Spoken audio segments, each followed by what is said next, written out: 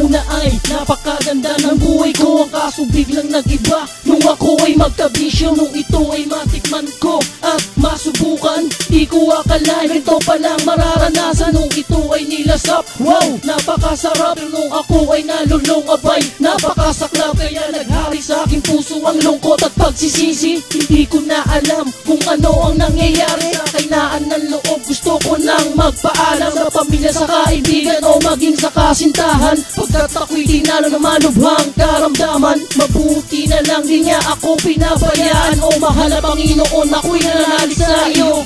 Salamat nga pala dahil ako'y pinagaling mo. Tawarin mo ako kung di pa rin ako nagbabago. Sana naman di na muling maulit to. Ako'y nagpapasalamat sa Panginoon dahil binigyan niya ako ng 3 pagkakataon. 3 beses na akong muntikang mamatay at mapahamak, mabuti na lang di niya ako pinabayaan. Ako'y nagpapasalamat sa Panginoon dahil binigyan niya ako ng 3 pagkakataon. 3 beses na akong muntikang mamatay at mapahamak, mabuti na lang di niya ako pinabayaan. At paglipas ng ilang taon, ako'y muling bumangon at parang itinaon ang pagkamalas ko noon. At ako'y nagpunta sa bukana ng Batangas. Bigla akong nagbago at di na naging maangas. Habang ako'y naglalakad patungo sa mga kaibigan, di namin malilimutan kung ano pinagsamahan at napagkatuwaan na maligo kami sa ilog. Sabo kaming magkakasama, pero sa akin lang tumutok ang malakas na agos na may pangit ay nadala. Hindi ako makaalis at naubusan na ng puwersa. Hindi na makagalaw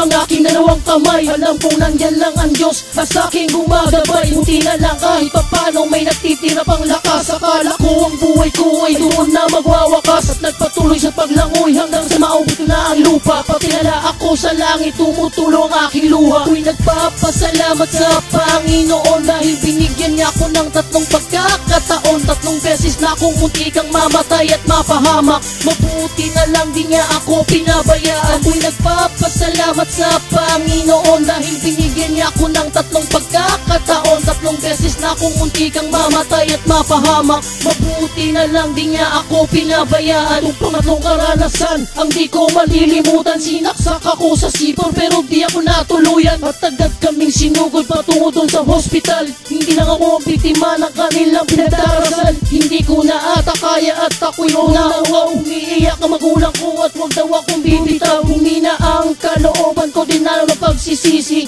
Naiinis ako, din na pagtanggol aking sarili. At paglipas ng 4 na oras, nalunasan na ako. At bigla akong nagulat, patay na ang barkada ko. Dalawa kaming nakadaras na masaklap na tadhana, kaya siya natuluyan ang lalim na kanyang tama. Hindi maalis sa aking isip ang nangyari sa amin noon. Kasama ko lang siya dati pero wala na siya ngayon. Masakit man ang nangyari dahil ako lang ang nabuhay. Malakas lang ang pananalig at ang Diyos ang gumagabay. Ako'y nagpapasalamat sa Panginoon dahil binigyan niya ako ng 3 pagkakataon. 3 beses na akong muntikang mamatay at mapahamak, mabuti na lang di niya ako pinabayaan. Ako'y nagpapasalamat sa Panginoon dahil binigyan niya ako ng 3 pagkakataon. 3 beses na akong muntikang mamatay at mapahamak, mabuti na lang di niya ako pinabayaan. Kaya simula ngayon pinipilit ko nang magbago. Inspirasyon si uli ko kaya nagawa kong kantang to. Samahan pa ng pagpapala ng Diyos na may likha. Siya mismo nagligtas sa akin at di na muling madadapa. At kung ako ay matuluyan sa susunod na kamalasan, basta ang mahalaga mabawasan ang kasalanan. At naidala ko pa ang nangyari sa